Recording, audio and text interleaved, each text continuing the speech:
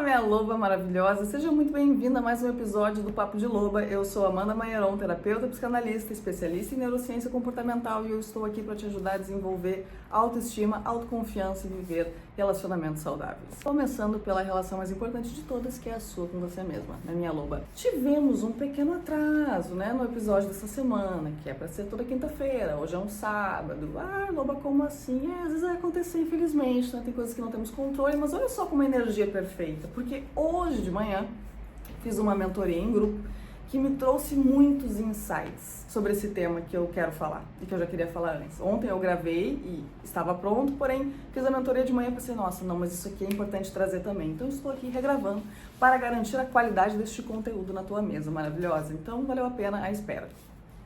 Eu quero trazer hoje algo que talvez soe até um pouco repetitivo, porque eu falo muitas vezes, eu já trouxe isso como exemplo em muitos momentos, porém eu quero ir mais profundo. Eu quero ir mais profundo, que é um conto deste livro, Mulheres que Correm com os Lobos, que é assim uma leitura obrigatória. Toda mulher que deseja ativar a sua energia de loba, se libertar emocionalmente, reconquistar esse lugar de protagonismo da sua história, da sua autonomia emocional, tem que ler esse livro. E tem muita gente que distorce o que esse livro significa. Esse livro não fala sobre acessar um feminino reativo que compete, que muita gente distorce, porque a verdade é que a sociedade tem muito medo de uma mulher livre, né? De uma mulher que não se pode conter e controlar.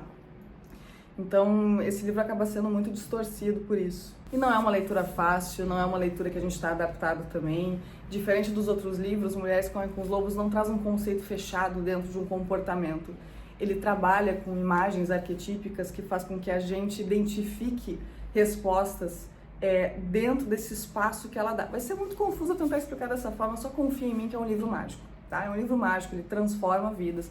A primeira vez que eu li ele, eu tive a sensação que eu nem entendi muito bem. Só que aí depois de um tempo eu fui reler ele e eu percebi que daquele intervalo para o momento que eu estava lendo de novo, eu já tinha vivido várias mudanças e que estavam encaixando no que eu tinha lido nesse livro. Então eu ouso dizer que ele é mágico mesmo, ele é um portal, né? Existe uma Amanda antes e uma loba depois dele, ele que foi a base de todo o meu trabalho. Sem ele eu não estaria aqui. Inclusive a Alcateia se formou através do primeiro estudo que eu fiz. E começaram, é loba, loba, loba, e aqui estou eu. Então perceba o nível de importância que esse livro tem no meu trabalho. Se você gosta do meu trabalho, se eu te ajudo, você precisa deste livro, tá? Mas enfim, eu já trouxe a referência desse conto mais de uma vez. Porém, a mágica deste livro é que em cada momento da nossa vida que a gente lê ele, a gente vai abrir novas portas, a gente vai acessar outras informações, porque conforme a nossa consciência, o nosso conhecimento vai expandindo, a gente vai acessando mais, indo mais profundo. E eu reli ele, estou relendo ainda, e tá sendo incrível o que tá virando, o que tá mudando a minha vida, assim, de coisas assim maravilhosas que eu achei que já tinha até resolvido, e autoconhecimento, e reflexões, e eu pensei, cara, eu preciso fazer isso com as minhas lobas, porque tá fundamental pra mim, e eu tenho muito mais a compartilhar do que já compartilhei um dia. Então a gente vai fazer, tá? Uma nova jornada de estudo desse livro, mas antes de falar dessa jornada, eu quero contar um dos contos para vocês. Eu quero falar sobre um dos contos, que eu acho que é essencial, eu acho que é um dos mais importantes. É meio complicado falar um dos mais importantes, porque todos são. Mas esse traz tantos pontos necessários da gente conversar, e ele é um dos mais famosos mesmo, tá? Que é o conto do Barba Azul. E se você me acompanha, ouve os meus podcasts, eu tenho certeza que você já me ouviu trazendo referência a esse conto, quando eu falo de carência, quando eu falo de ignorar sinais, do perigo disso. E sim, ele é um conto que fala sobre esse predador que está dentro das relações abusivas, das relações tóxicas, que a gente acaba entrando sem perceber os sinais, né? Enfim, na inocência, por não estar bem trabalhada nesse lugar de completude, enfim, por estar amarrada nesse monte aí de estigma social, né? De que a mulher não pode, a mulher precisa, porque estamos bem aprisionadas há muito tempo, né? Maravilhosa, inclusive. O livro é isso, o livro é um retorno ao nosso self selvagem, que nada mais é do que a nossa essência feminina antes de todos esses aprisionamentos, dessas caixinhas que nos colocam todos os dias. Por mais que às vezes a gente pense assim, não, mas isso aí é balela, não, eu não sofro porque eu sou mulher. Eu acho que é muito mais sobre a gente se desacostumar daquilo que a gente se acostumou. Que mulher nunca sentiu culpa de se posicionar. Que mulher nunca sofreu da síndrome da boazinha ou da salvadora?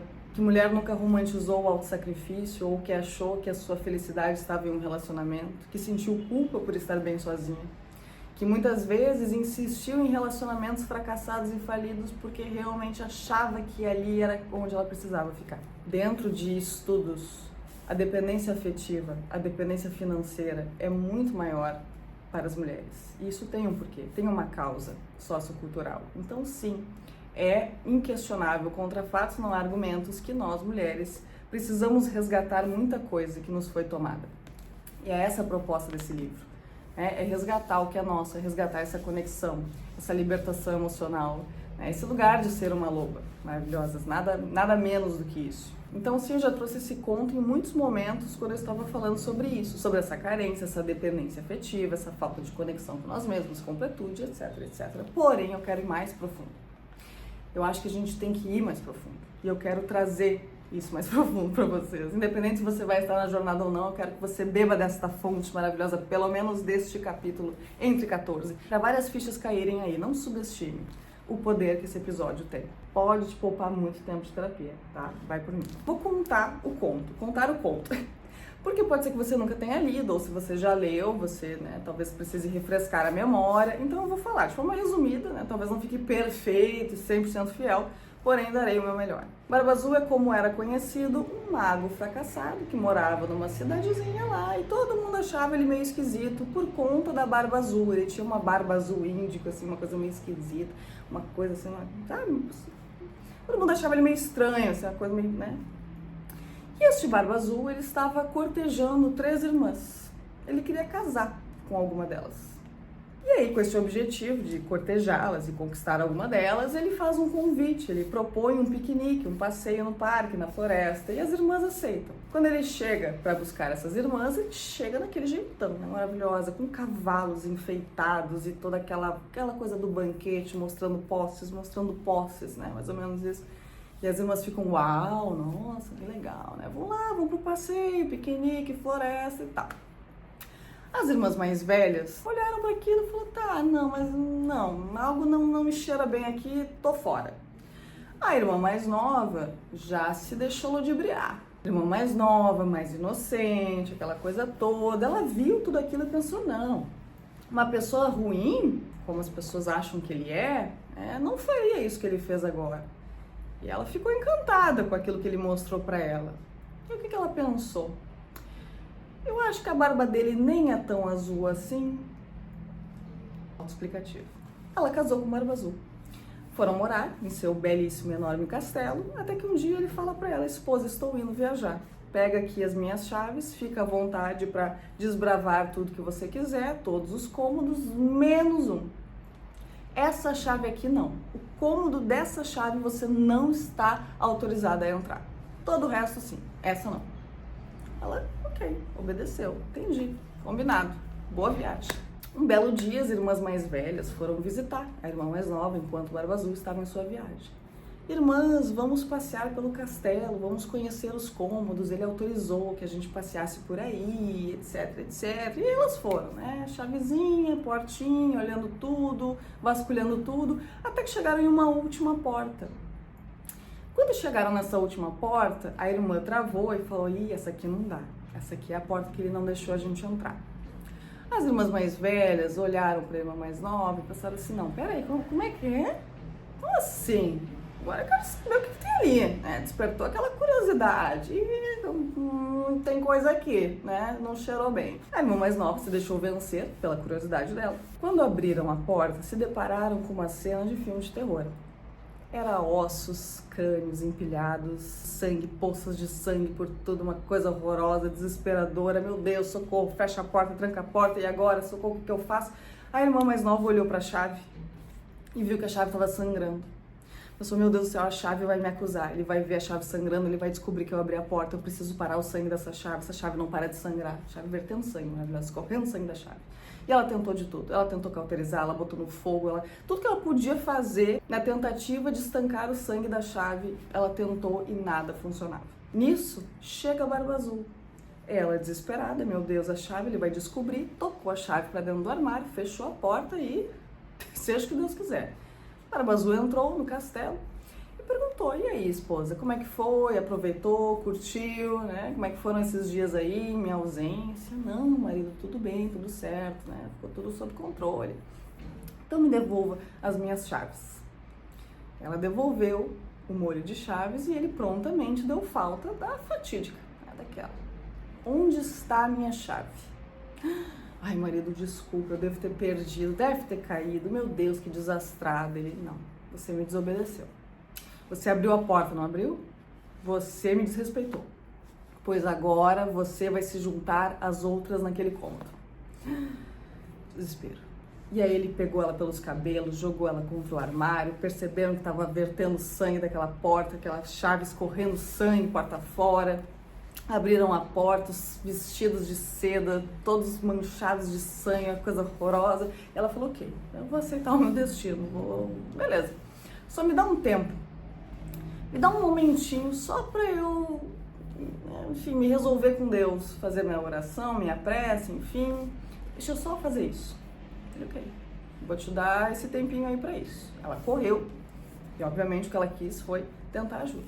E ela pediu pras irmãs: irmãs, os nossos irmãos, vocês estão vendo os nossos irmãos?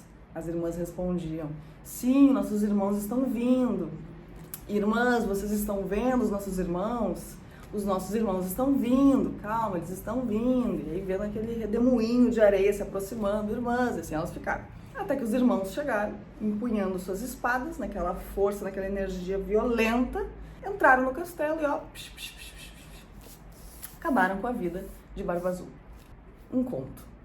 O que esse conto quer dizer? Muitas coisas. A gente pode explorar vários aspectos, porque a Clarissa traz arquétipos que falam de personagens dentro da nossa psique e também fora. Até porque aqui com as minhas lobas, eu acho que eu já tenho esse entendimento da parte de vocês já me acompanham bastante, do quanto o nosso universo externo é um reflexo do nosso universo interno. A gente se conecta com o conhecido, a gente repete os padrões familiares. Então, uma coisa está conectada com a outra. Então, quando a gente fala que Barba Azul representa esse predador, essa pessoa de um relacionamento abusivo tóxico, sim, e a gente tem que olhar para essa questão de ter ignorado o sinal. O que nos fez ignorar esse sinal? Foi carência? Foi um padrão de dependência afetiva? Em que momento eu disse sim? Por que eu permaneci? Sabe, a gente tem que fazer essas perguntas. Mas vamos explorar um pouco mais profundo aqui, né? Dentro de um contexto de personagens internos da nossa psique feminina. Barba Azul representa esse predador, e não um simples predador, o maior predador de todos. Você já deve ter ouvido eu falar de predador muitas vezes, né? Se é minha aluna, então, principalmente. O Barba Azul é o maior deles. E ele existe na psique feminina de todas as mulheres, né? Na psique feminina. No caso, eu fui, redundante. Ele é o maior predador da nossa psique. E ele também representa os grandes predadores das relações, né? Nas nossas relações. A irmã mais nova representa qual parte nossa? A parte inocente, a parte imatura. E imaturidade não tem a ver com idade. Às vezes é simplesmente se manter nesse padrão infantil da criança ferida, se identificando com a criança ferida que precisa da validação, que precisa da proteção, que precisa do outro para ser feliz. Isso vem da criança. Quem tem necessidade de alguém para viver é uma criança. Quando nos tornamos adultas, quem tem que nos nutrir, quem tem que nos dar colo, quem tem que resolver as nossas pendengas, assumir as responsabilidades da nossa vida, somos nós mesmas.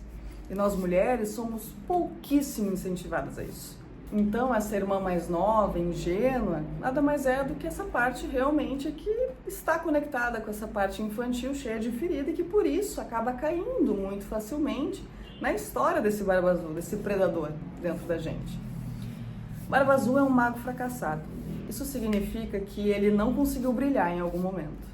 Ele tentou algo que ele não conseguiu, algum amor que faltou, alguma aprovação que não veio, ou uma falha que eu tive, um trauma que eu vivi, ou algo que eu me culpo, enfim.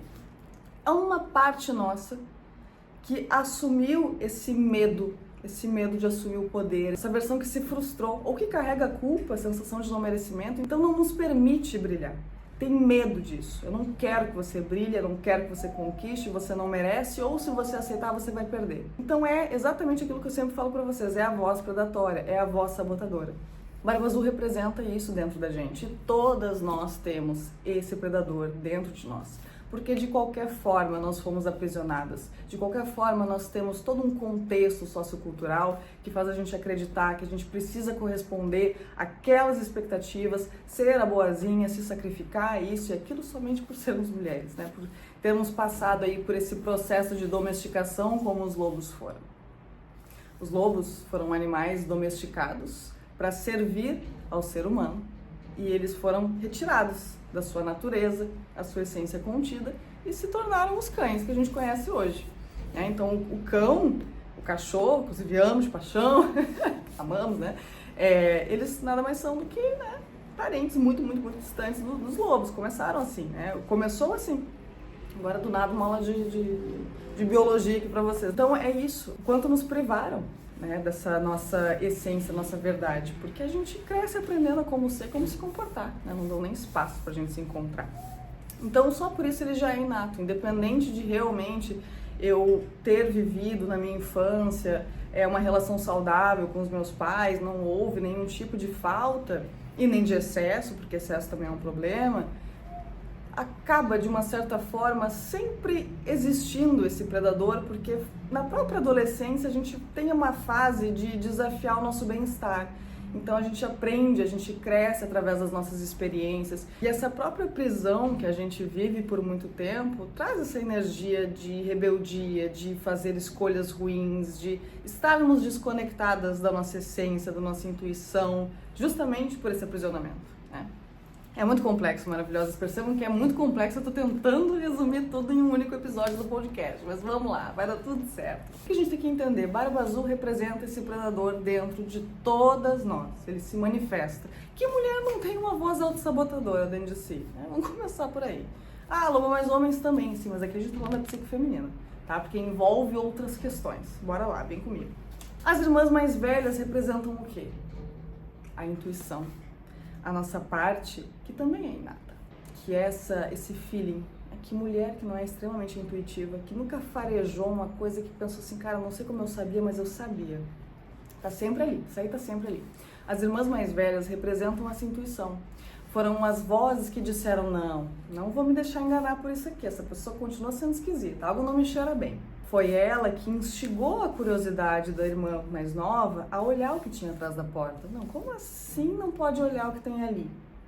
Então as irmãs mais velhas representam essa nossa parte intuitiva, essa nossa parte conectada, essa nossa essência que nunca se perde. Pode ser que fique escondidinho um tempo, mas se perder, não se perde. O que acontece quando essa irmã mais nova acaba caindo no conto desse predador, acreditando nesse predador, que a vida inteira, talvez, disse para ela, aqui trazendo para o nosso contexto interno, né? Trazendo para ela o quanto ela não era boa o bastante. Não, quem é você para isso? Não, você não pode, você não é digna, você é um lixo, você não é capaz. E aqui, aquela vozinha, a vida inteira. Quantas coisas a gente matou dentro da gente por ouvir esse predador? Por cair nessa armadilha?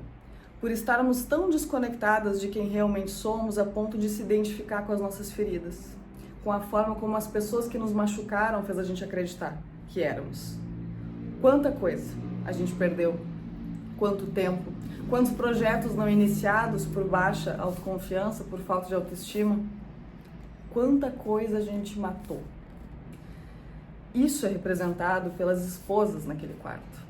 Chega um momento da nossa vida que a gente vai sentir um desconforto em relação a lugares que não fazem mais sentido. Sabe? Aquela coisa assim que eu acho que todo mundo já viveu também. Que eu paro e observo que eu não tô satisfeita.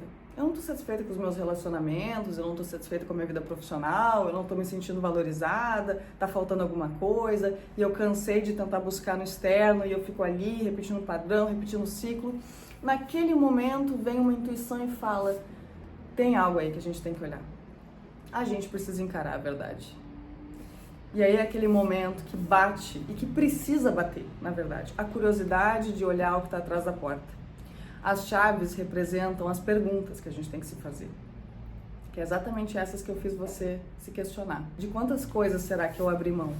por ficar nesse lugar, por insistir em me submeter, em acreditar nessas vozes dentro de mim? Qual verdade eu estou negando ouvir somente porque ela não me agrada? Qual escolha eu não estou fazendo somente porque ela não é a mais confortável, ainda que sendo a escolha certa? Quando a gente começa a fazer esse tipo de questionamento, a gente consegue abrir essa porta. A chave representa isso. A oportunidade de expandir a nossa consciência e de acessar a verdade. Quando a gente abre a porta e vê tudo isso, vê a verdade, seja dentro de uma relação, de uma relação tóxico-abusiva, quando cai a ficha e a gente nessa investigação, nesse olhar consciente, a gente se dá conta de onde a gente está enfiada, também dentro de nós, quando a gente para observar onde a gente se perdeu, tudo aquilo que a gente abriu mão por conta dessa baixa autoestima, por conta de ouvir esse barba azul dentro da gente, quando a gente abre essa porta e se depara com esse cenário horroroso, que dói muito ver, por mais que a gente tente fechar a porta e trancar de novo, a chave não para de sangrar. Então a verdade, uma vez vista, não pode ser esquecida. A verdade se revela e não tem o que fazer. Por mais que a gente tente estancar aquele sangue, esconder aquela verdade, a gente não consegue. Esse sangue cai nas nossas roupas de seda, as nossas roupas é a nossa máscara social. Então a gente não consegue mais fingir, a gente não se encontra mais, a gente não se identifica mais com aquilo. Então não tem o que fazer, a não ser encontrar a força dentro de nós para nos libertar desse predador, desse padrão. Senão esse predador vai acabar com a nossa vida. E tudo que esse predador não quer é que a gente se liberte. Esse predador é destrutivo. Então, quando a gente encara e percebe que a gente precisa mudar, que a gente precisa aceitar aquela verdade, que a gente precisa reconhecer que a gente tem que reconfigurar a rota, por mais difícil que seja, essa é a parte que o nosso predador nos ataca com tudo, porque esse foi o objetivo dele a vida inteira. Não permitir que a gente acesse essa liberdade, esse poder, essa autonomia, essa força dentro da gente. Esse é o objetivo dele. Por isso que ele é autossabotador, né? Maravilhosa. Lembrando que isso também fala das relações abusivas. Então, perceba que esse predador, ele tá lá, ele tá aqui. A gente se conecta com o lado de lá porque está vivo aqui dentro esse predador. Depois no final eu vou trazer um exemplo prático para vocês perceberem o quanto isso é verdade. Então quando a gente encara e a gente percebe que está na hora de reconfigurar a rota, é o momento que o nosso predador vai vir com tudo. E a gente não tem outra escolha a não ser lutar pela nossa sobrevivência, para sair daquele lugar. E no conto, o que ela faz nesse momento? Ela busca um espaço, ela busca um tempo. E na minha interpretação, porque tudo isso, Maravilhosas, é a minha interpretação, tá? Então, talvez você escute pessoas falando desse conto e traga questões, versões diferentes e não estão erradas. Tá tudo bem, essa é a proposta do livro mesmo. Quando eu vejo, assim, da questão dela pedir por tempo e espaço, eu vejo isso como uma estratégia, sabe? De que a gente nem sempre precisa tomar atitudes drásticas, porque às vezes exigir isso só faz com que a gente recue ainda mais. Se torne ainda mais difícil tomar uma decisão. Então, não é sobre ser impulsiva, é sobre se permitir, já sabendo que tem que sair e assumindo, entendendo da importância de sair, a gente traçar estratégias para se retirar. Então, se permita respirar. Se permita, se necessário, dar um tempo, elaborar de forma estratégica como você pode sair de lá. Então, eu vejo essa parte dessa forma. Quando ela pede para as irmãs para ver se os irmãos estão vindo, as irmãs, lembra, é a intuição. É aquela conexão direta com essa parte nossa que tá lá. É a parte selvagem, é a parte forte, é a parte, né? Aquela parte que a gente tem que resgatar para se tornar uma loba. E as irmãs falam o quê? Eles já estão vindo. E a gente vai sentindo aquele redemoinho. Já estão vindo? Já estão vindo. Os irmãos representam essa força feroz dentro da gente. Essa força da raiva. E eu quero muito falar sobre a raiva aqui. Então eles chegam com esse sangue nos olhos e eles pegam a espada e eles acabam com o Barba Azul. Então é essa energia feroz que tá dentro da gente. E na mentoria de hoje foi exatamente sobre isso que a gente falou e é isso que eu quero trazer aqui. Que às vezes o que falta é raiva. Porque essa culpa de sentir raiva vem justamente de um padrão da vida inteira, principalmente para nós mulheres, de não se posicionar. de ter medo de se posicionar. Eu tenho medo de desagradar. Onde já se viu uma mulher se impor, onde já se viu uma mulher desrespeitar. A gente sabe que essa é a realidade. A gente sabe o quanto muitas vezes na nossa vida a gente engoliu em seco, a gente se sujeitou, a gente se submeteu. E a raiva, ela é uma emoção que sinaliza a invasão de limite. Então, cada vez que a gente engole a raiva, cada vez que a gente se impede de sentir essa força dentro de nós, a gente está perpetuando esse padrão de permitir que o nosso barba azul interno comande a nossa vida. Que os barbas azuis externos continuem se conectando a gente, porque a gente se desrespeita, a gente não se escuta, a gente não se valida, a gente não se acolhe, a gente não se abraça. Porque no momento que eu permito que as pessoas invadam os meus limites, isso significa que eu ainda me coloco nesse lugar da irmã inocente, vítima do barba azul. Que é vítima dele, do que ele fala pra mim, do que ele faz, do que ele me entrega. Então a gente tem que acessar essa força feroz dentro da gente. E isso ficou muito evidente pra mim nessa leitura atual, que não tinha ficado da outra vez, sobre essa energia da raiva. Porque existe muita culpa dessa raiva, existe muita culpa de impor limites. E, na verdade, a gente precisa fazer isso. Sentir a raiva não é ser violenta, não é ser reativa, não é ser agressiva. Sentir a raiva é entender a invasão de limite e acessar essa força que ela nos dá para não permitir que isso aconteça. Então a raiva não é um problema, a gente só tem que saber canalizar ela da forma certa. Então dentro, por exemplo, de uma relação onde uma pessoa está começando a dar os seus sinais de controle, por exemplo, né? Isso vale para todo tipo de relação. Uma pessoa que começa a nos diminuir, a nos ofender, nos desrespeitar, ao invés da gente abaixar a cabeça para conter aquela raiva, porque eu não posso fazer isso, eu não posso ser rejeitado, eu não posso desagradar, não. Deixa esses irmãos virem. Porque quem está te impedindo de se posicionar é o barba azul. Então, quando esses irmãos vêm, você... Não vou permitir que você faça isso, muito obrigada, vou me retirar, ou eu simplesmente vou me posicionar me retirando. Nem todo posicionamento é fala, né? Às vezes é se retirar. Então perceba que a raiva é somente você entendendo que aquilo não é pra você. É você entendendo que você precisa sair dali, que você não tem que aceitar. Fazer as pazes com essa força feroz dentro da gente, que todo mundo tem. Então ela pediu esse espaço para encontrar os recursos necessários para que esses irmãos chegassem, que essa força dela chegasse para aniquilar com o barba azul. Só que olha só que interessante, no conto ela deixa um pouquinho assim a entender que a gente nunca encontrou o corpo desse barba azul, a gente não tem certeza que ele foi morto. E ela faz isso justamente porque os nossos predadores nunca somem por completo, eles estão sempre ali à espreita. Sempre à espreita da mulher que de novo se deixou cair, de novo adormeceu. A gente precisa manter uma vigilância constante. E uma outra interpretação que fiz nessa minha leitura mais recente é que isso também fala sobre a vigilância para a gente não sentir culpa. Quando a gente consegue encontrar essa força feroz para quebrar esse padrão, para sair dessa relação, mesmo que a gente consiga pegar o barba azul e fazer picadinho dele, a gente ainda vai ter a tendência de se culpar por isso. Ah, mas eu acho que eu não deveria ter me posicionado. Ah, mas eu acho que eu não deveria ter feito isso. Por quê? Porque você tá no padrão. Você tá quebrando isso agora. Então você precisa entender que até se tornar confortável vai ser desconfortável, porque é o novo. Você tá batendo de frente com tudo isso que você viveu a vida inteira. Com esses rótulos, com essas caixinhas que te aprisionaram a vida inteira. Então você vai sentir culpa por isso. Você vai sentir culpa quando você se priorizar. Você vai sentir culpa quando você falar não.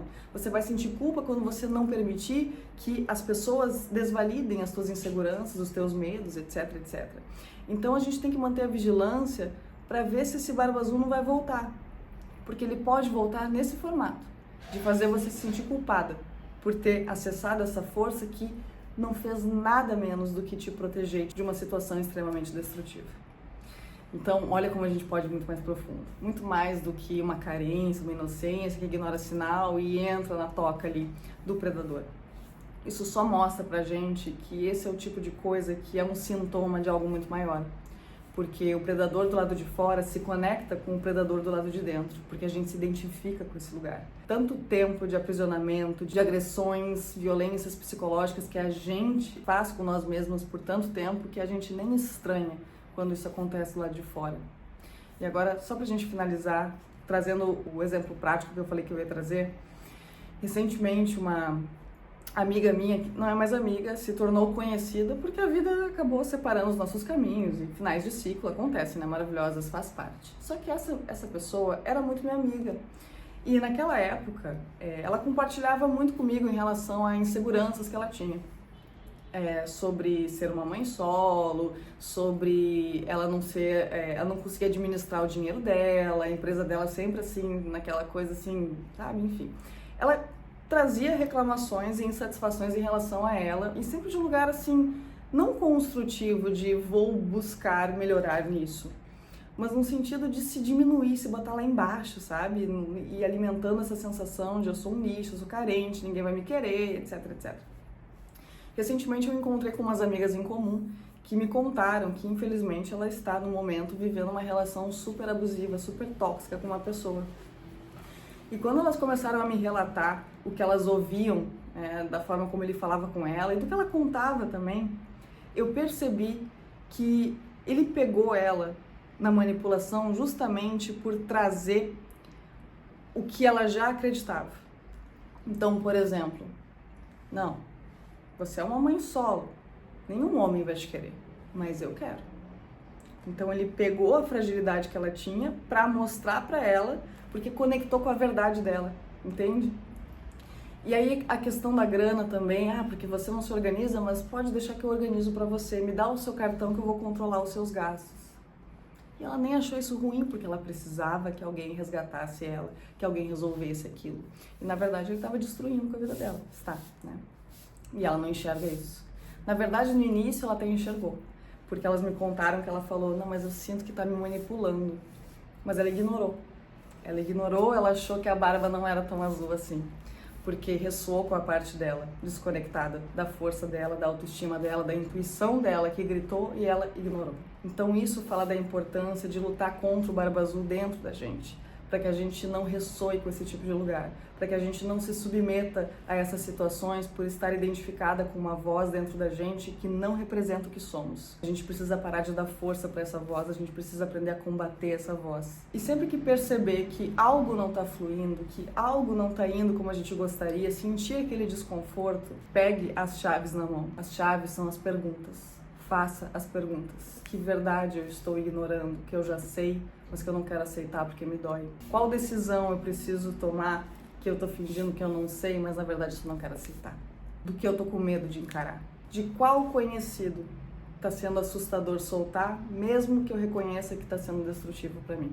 Faça as perguntas. Abra as portas.